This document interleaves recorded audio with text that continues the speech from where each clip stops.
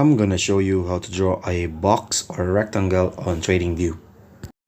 So to get started, you have to open any browser that you want, or you can just open the Tradingview app.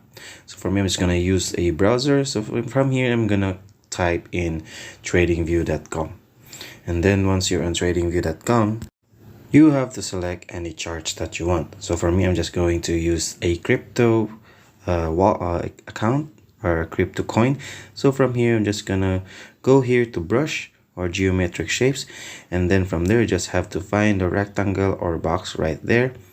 And to draw it, you just have to click on any point on the screen or anywhere that you like. And from here, also you can adjust the color, the size of it, or you can just edit the coordinates by double clicking on it. So for me, I'm just going to click 0.051 and the other one is 0.049. And then if you're going to click OK, it will automatically create a box length. You can either move this one or delete or lock, or you can add any boxes, as many as you like. So from there, that's how you create a box or rectangle on TradingView app.